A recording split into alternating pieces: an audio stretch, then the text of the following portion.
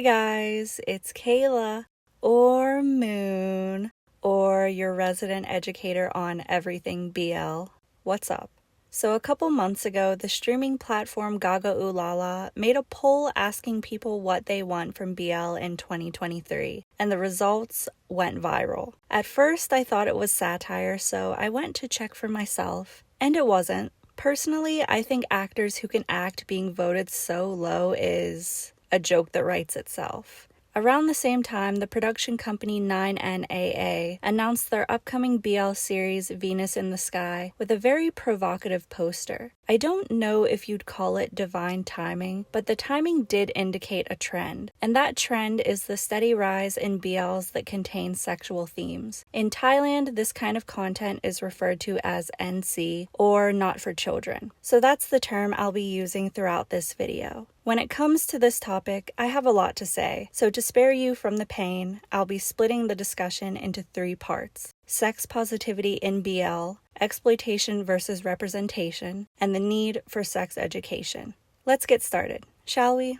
Have you ever watched a BL series that you would consider porn without plot? This phrase has been making its rounds throughout the BL fandom, with dramas like Don't Say No, Check Out, and Big Dragon receiving criticism for their sex-focused plots. To be fair, every drama has a plot, even overtly sexual ones. The problem comes to light when the story is built around the NC scenes, because the writing tends to suffer as a result. Instead of taking every aspect of storytelling into consideration, there's this hyper-focus on creating hot moments that will go viral, hence the origin of porn without plot. A lot of outrage can be observed when dramas take this approach, with fans saying, "Just watch porn." As the conversation has continued, I've started to wonder, does it matter? Sure, these kinds of dramas aren't typically my go-to, but there are people who enjoy them, right? Are we reinforcing the idea that BL should be pure and that anybody who likes sex-focused BL should be shamed, like a Puritan woman showing her ankles? At the same time, we can't ignore the number of BL fans who upvote more NC scenes in polls, then go on to spew homophobic rhetoric left and right.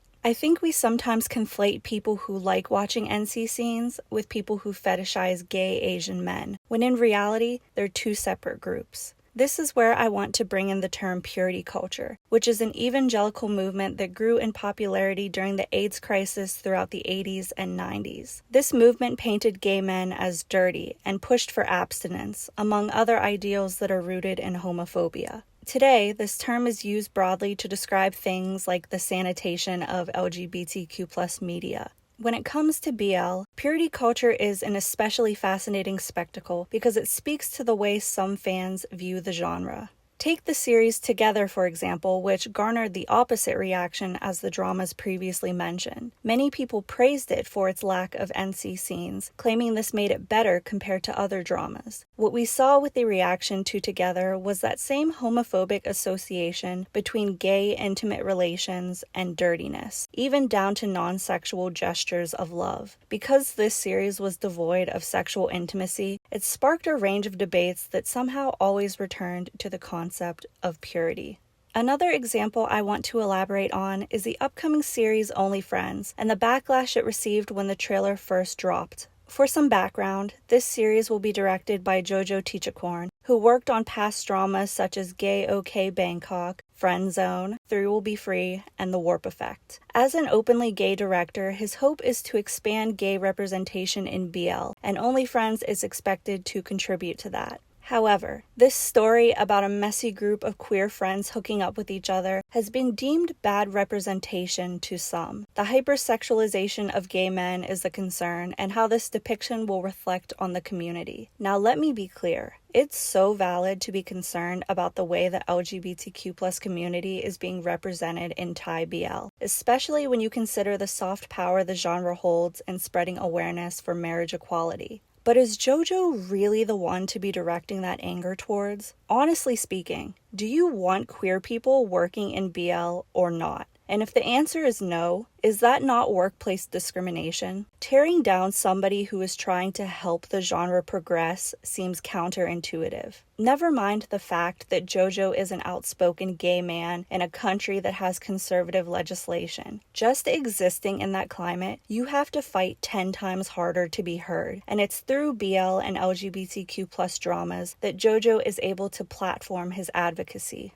All this to say, sex positivity is a must. There is nothing wrong with BL exploring sexuality and showing it. Erasing the stigma around sex doesn't end with creative expression on screen. It extends to sexual health, fallacies around slut-shaming, decriminalizing sex work, and even legal policies for LGBTQ+ individuals in both Thailand and abroad. This argument that gay sex equals bad representation makes us sound a lot like the people who hate us, the ones who call us groomers and claim we're shoving our lifestyle down their throats. That's not a group of people you want to be associated with.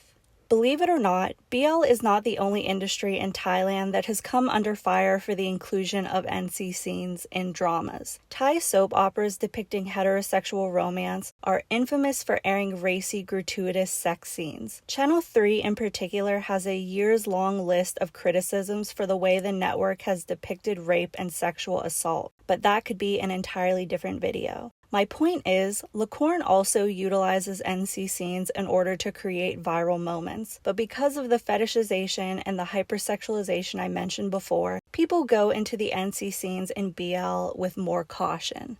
This sense of caution leads us into our next topic. To begin, I want to pose a question. When you watch a trailer for an upcoming BL series and the number of NC scenes outweighs the plot, does it feel exploitative? Another question. Does the quality of the acting in these NC scenes influence your previous answer? And one last question. If the plot of the series involves a friends with benefits relationship, does that make the number of NC scenes more acceptable? I ask these questions because they relate back to the concept of rainbow capitalism, which is a term I've used several times before, but as a refresher, this refers to corporations profiting off the LGBTQ+ community without lending actual support to the cause. I highlighted the nuance of this marketing tactic in my video about queerbaiting in BL, so definitely check that out in relation to this discussion. With BL in particular, there's this assumption that everybody is gay for pay, and while some actors do fit this description, we can't gloss over the fact that it's not safe for many to be out in this industry. There are no protections in place to combat discrimination, and as I alluded to in the beginning, BL fans can be so disgustingly homophobic. As I was scripting this video, I remembered an insane comment I received on my queerbaiting video saying that gay actors who profit off their identity are exploiting their own community. And I just had to bring this up because what people don't understand is that living as your authentic self in an environment where you could lose your job due to your sexuality is a radical act. And this circles back to the OnlyFriends controversy. Do you want gay people to play gay characters or not?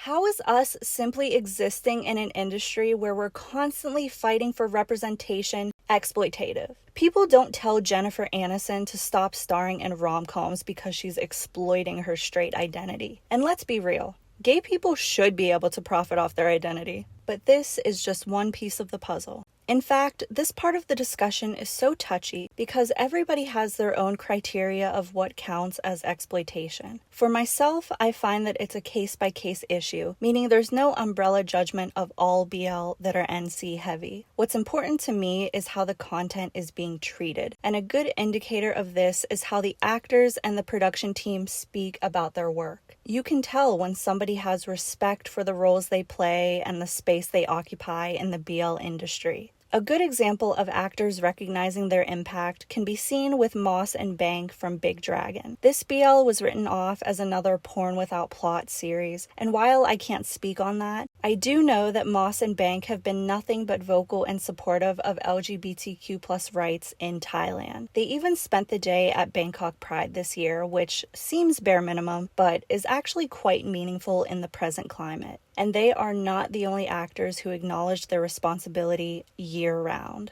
On the other hand, there was a company that received backlash last year for sending their actors to promote an upcoming series at Pride. They had them carry around posters with the series name on it, as well as their social media handles. The public outrage prompted the company to release a statement clarifying their support for the LGBTQ+ community. The main difference between this instance and the others is really the third-party promotion of a BL using Pride as an advertisement slot. Instead of attending the event to show solidarity for the LGBTQ+ community, these actors were instructed to attend as a means of getting free promotion. This is where I believe it crosses the line into exploitation, because Pride is simply not the place to be vying for followers or viewers. It's meant to be a celebration, not a fan meet. And I want to emphasize that I think these actors were just doing what their management told them to do. They're all rookies who have hardly acted, so I doubt they had a say in the marketing side of things. So what now, after all this chatter about NC scenes, sex positivity, and rainbow capitalism? Well, the silver lining is that we get to learn more about the way that we as viewers interact with this genre we love so much. While BL is no replacement for things like sex education, these dramas are going to help somebody somewhere become more knowledgeable. And this is why I like discussing how social issues pertain to BL, because it doesn't end after the credits roll. It extends to how you engage with others. People should be able to enjoy the things that keep them entertained. Likewise, people should be able to criticize trends within BL they find problematic. Personally, I would have voted for unique and good storyline in that poll because I love to torture myself with angst. We all have our poison, don't we? And I do think BL is oversaturated with poor writing as a result of companies using NC scenes to cash grab. For me, it's the disingenuous attitude from certain showrunners and the concerns I have about actors being exploited. Let's hope these NC scenes come with more transparency and preparation in the future.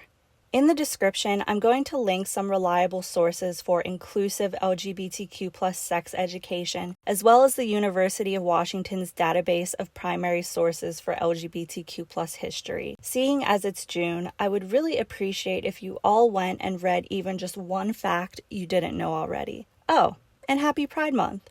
Thank you to the moon and back for watching. And special thank you to my patrons, Alexa, Shar, David, Jess, Nelly Bell 32, Sahara, S, and XOXO Planet. I've been posting on Patreon nonstop, so head over there if you want more content. What are your thoughts on actors who can act being voted so low? And where is the line between wanting NC scenes and only wanting them? As I always say, I'm just one person with one perspective.